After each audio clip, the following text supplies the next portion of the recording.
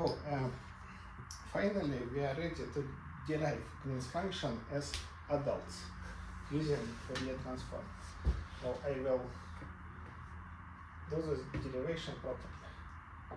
And there are many steps which are repeated from many diffraction problems. So derivation of Green's function via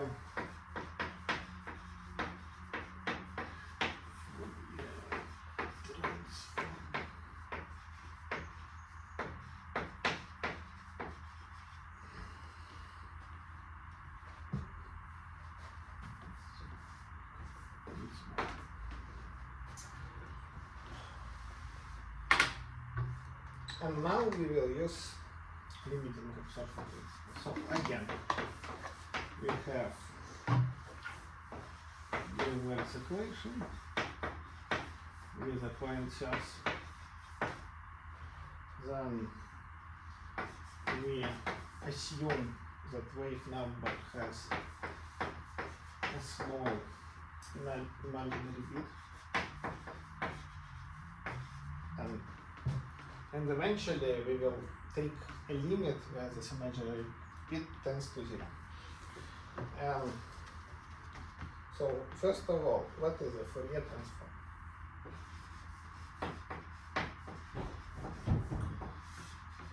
So we have a forward Fourier transform.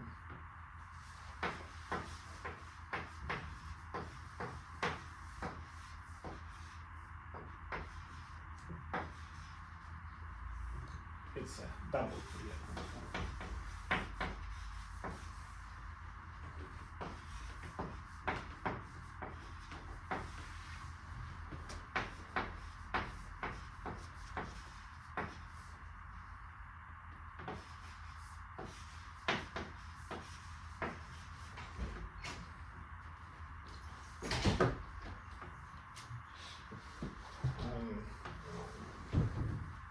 This is a spectral function, which is not a spectral function. Depends on two spectral variables, psi1 and psi2. Okay, and we again should be careful with signs. So here I, by tradition, choose minus, and don't forget the constant. And the inverse Fourier transform. So once we found this function, we just take inverse Fourier transform, and we have a solution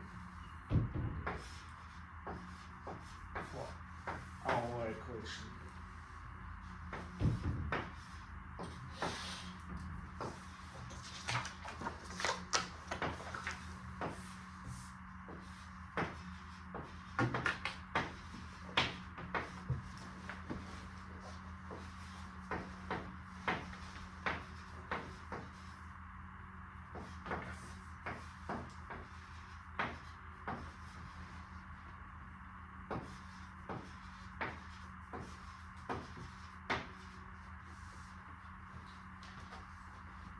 Here we take different signs in our experiment.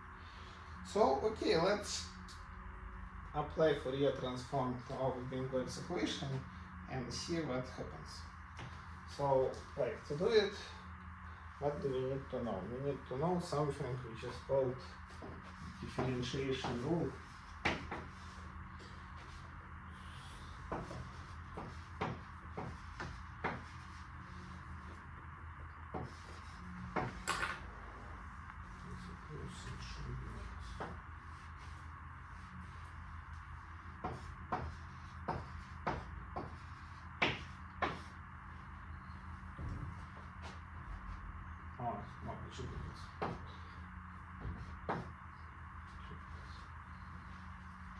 So we differentiate this thing basically term by term, and we suppose that we have convergent integrals. Because here we have the integration limit from infinity to infinity, that such integrals are not necessarily converge. So here we will just suppose this, that they are converge, and we will discuss this problem on the way. But if it works, we can just use this again. And doing the integration, we obtain an algebraic equation for the spectral function.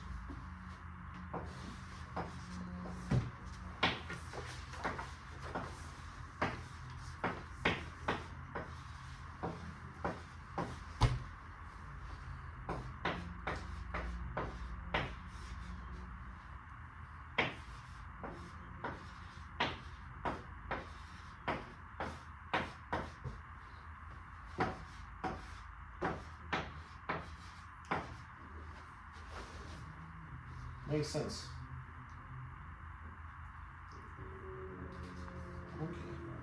So, and like this, we actually solve our problem.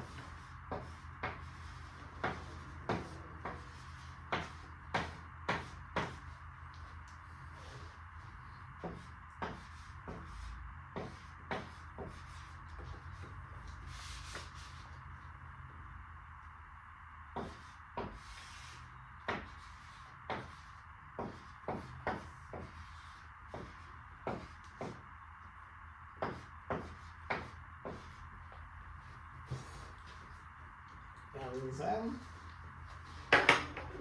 so we know this, I will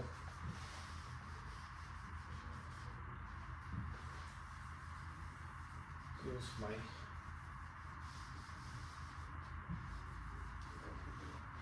do what I can do and put this bit here.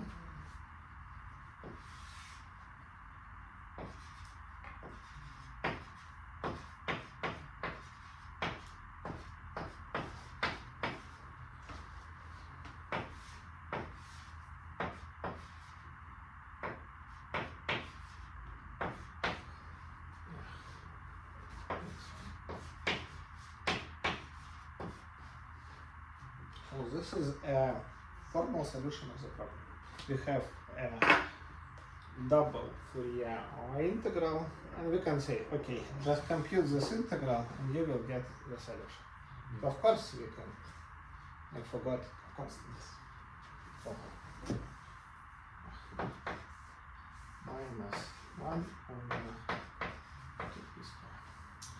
And yeah. But of course we can remove at least one integration. And let's do it. Let's make this expression as simple as possible and eventually show that we are getting complete function and get some expression which is useful for computations. Because when you think about it, it's not an easy thing to compute such an integral. Because first you have a singularity in the denominator. So when you will do your numerics, you will hit the singularity and you need somehow to bypass it. Since your imaginary, like you will not hit it, but it will be close for some small k prime, k double prime. And then also you will have oscillations due to this exponential factor. So numerical evaluation is possible, but it's tricky. So what I say, let's use some complex analysis here and use the discussion we had before the break. So first of all, this is a polynomial. So let's decompose it into two terms.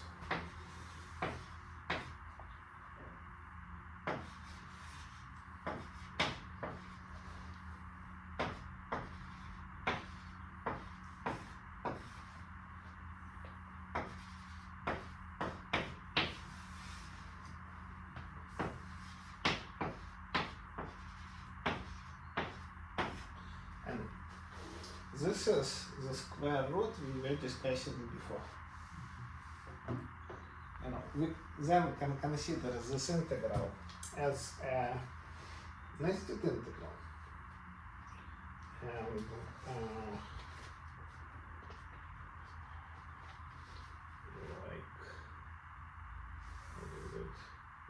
evaluate integral in. So we put just formally I move it here, xi1, and I say let's evaluate the inner or integral on xi2. And here we have something which is called a pole. Do you know what is a polar singularity and like a residue formula? Yeah. So good. I will not go through this. But the important part here is as follows. So we need to locate the position of these roots. And we did it. And we have this next discussion about plane waves. So what do we have? Is it order 2 pole or what order? Now it's 2 first order poles. 2 then, 2. Like we have, this is 1 pole and this is second pole. Psi is in first order. So we have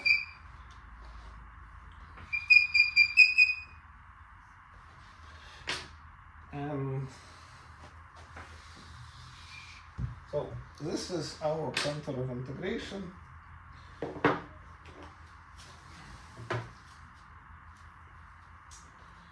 This is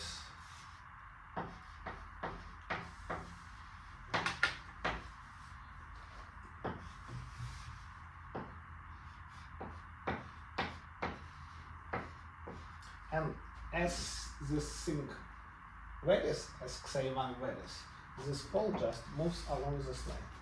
So it stays always in upper half plane. And it means that we can close our contour of integration in the upper half plane and just evaluate the integral. When we close, we just need to evaluate this one pole or integral. And we can close it because our function decays in the upper half plane. Because psi2 has a positive imaginary part. Makes sense. This thing is called Jordan's lemma. Yeah? I mean, we can, so like, we need to know here 3 things from complex analysis. I made a small remark, but I was hoping I will not need it. First one is a residue formula, and second one is that we can use Cauchy theorem, so we can deform our contour of integration in the domain of the analyticity of the integrand. And the third one, we can apply Jordan's lemma. So we can eventually take this contour and move it to infinity. So like another way to think about it is we take this line, and its line goes here, then here, and eventually goes here, and this loop remains just a polar contribution. And then we can take this line all the way to infinity, where it will die because of the exponential decay. Okay. So that's why we had this lengthy discussion about mapping. And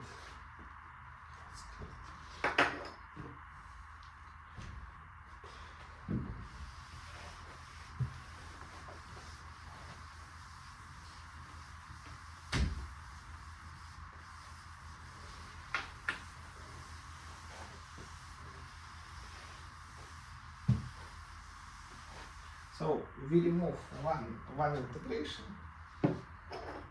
and what do we obtain?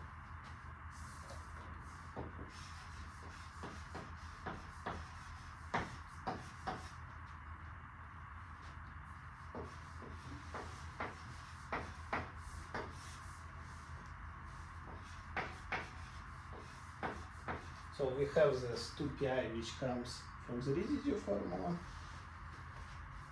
We have only one integral.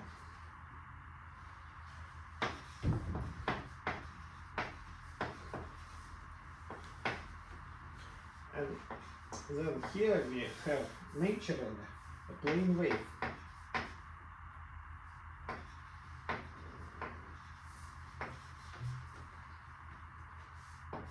And we integrate over only one variable psi.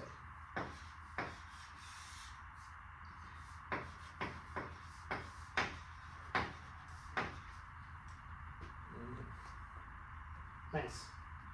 And that's actually a solution.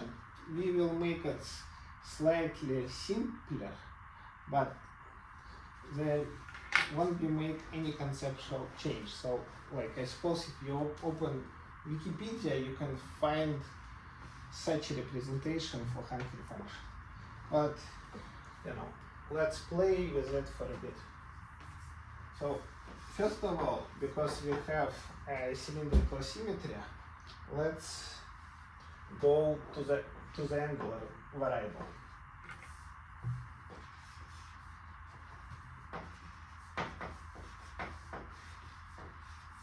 So we go back.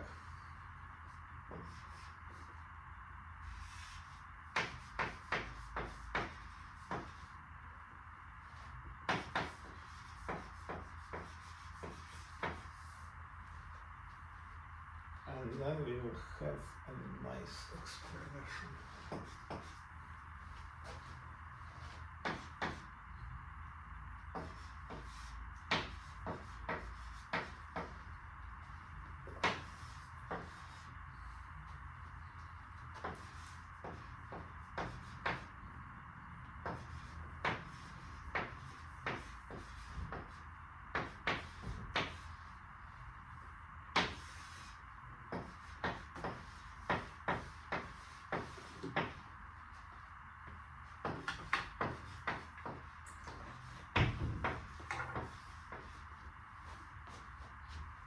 Of course,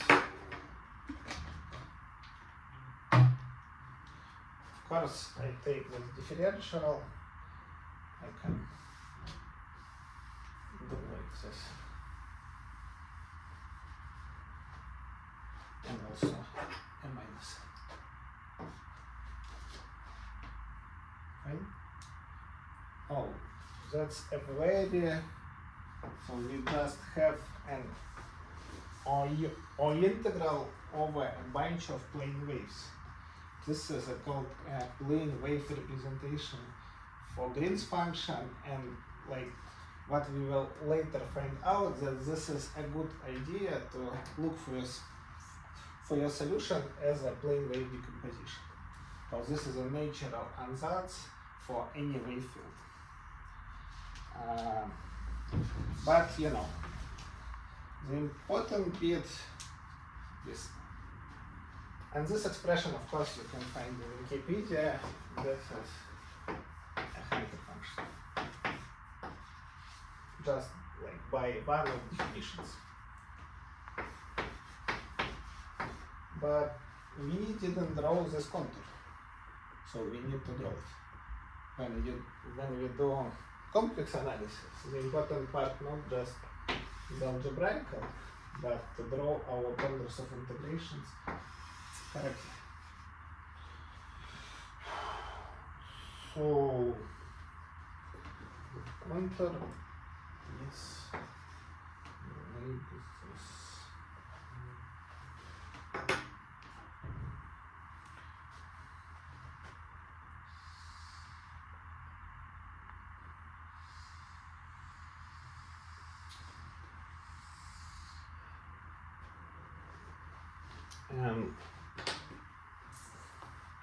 Actually, I missed one important part when I was closing the loop in the double or integral expression.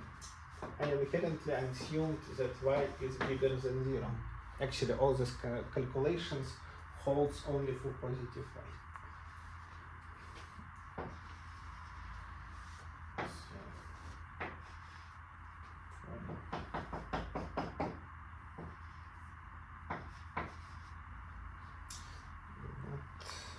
So this is our contour. Like you can, that's more or less easy to guess why it looks so. So between 0 and P, we have real psi corresponding to real theta, and then they become imaginary. And here we need to check that this like encoding phi over 2, and this is how it goes. But let's also draw the domains where in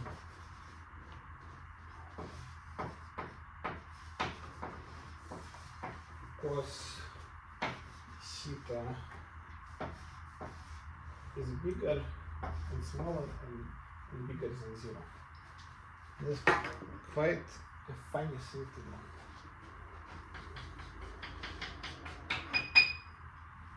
We will have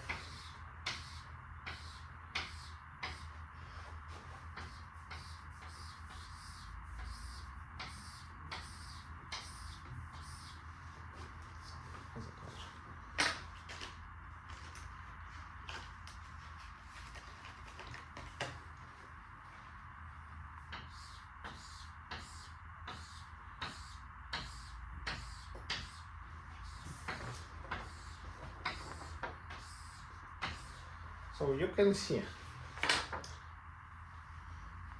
these domains are strips, and of course the strips they repeat every 2 pi because we have a periodic function. And but the important bit, the exponential decays here, and it decays here, and grows here, and grows here. And we can take our contour of integration and deform it like this.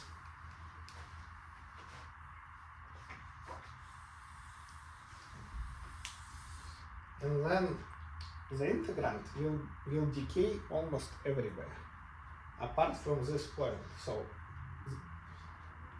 our contour will pass through this point anyway. We cannot do anything about this. This point is known as saddle point of our integral.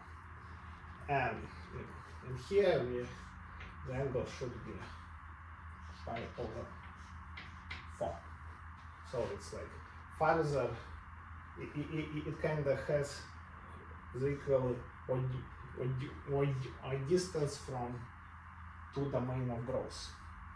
And computation of such integral should be numerically simple, because the whole contribution will be given by this vicinity, and then it will decay, which is a nice thing. And we can use this idea to asymptotically estimate the integral, and this is the last bit, and then I will let you know, as kr tends to infinity, so very, very far from the origin. Let's do it.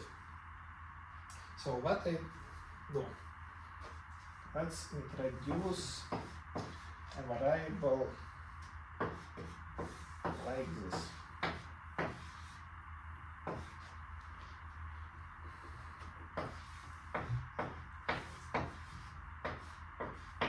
So what I want to achieve, I want to put my saddle point into the origin, and then I want to straighten my contour so it will go along the real axis.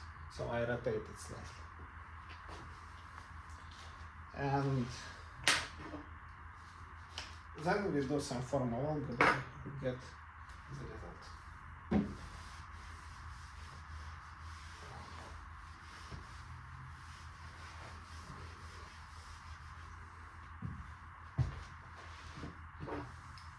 And the result should be quite satisfying. So what I do, I say we only have the contribution in the vicinity of the angle theta are equal to phi, which is equivalent to tau are equal to 0. And then I expand my cosine, and then I say I don't care what happens outside this small domain, because I'm adding some error, but this error is exponentially small because of the exponential decay.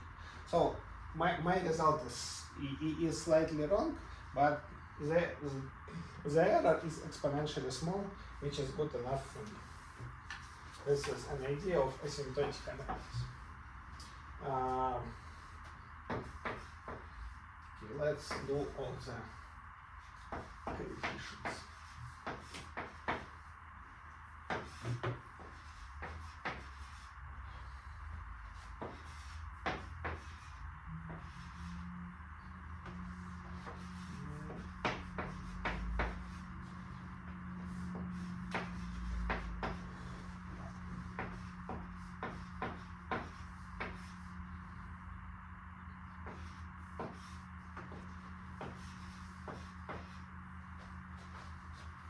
Does it make sense?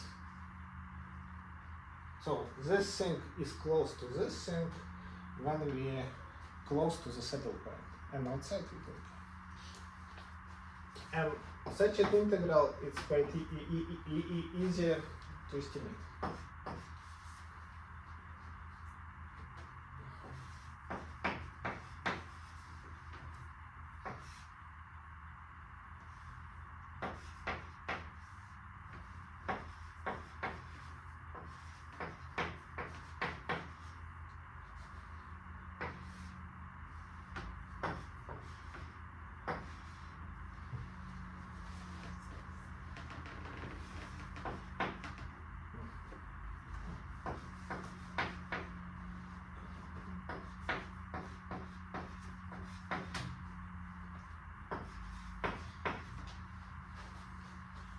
Do you know how to estimate this one?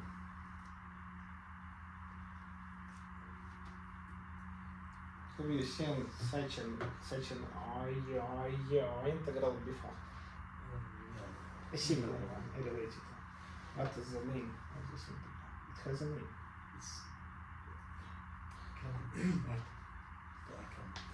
It's Poisson integral. So, you know, a guy named Poisson showed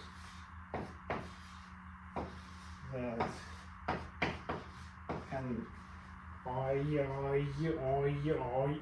integral over Gaussian is square over pi. So this is the same thing, we just normalize, we just do a change of variables and we get this integral. So finally we have this expression.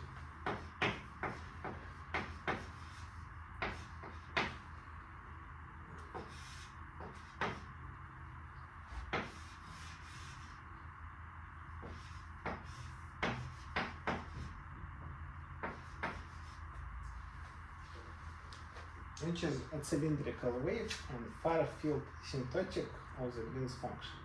And of course, this asymptotic matches with the asymptotics of the Hankel function for big argument. So this is one way to get this asymptotic. And so here we solved, you know, the simplest problem of diffraction theory. I hope you enjoyed it. And by this moment, I want to finish this lecture. Thank you.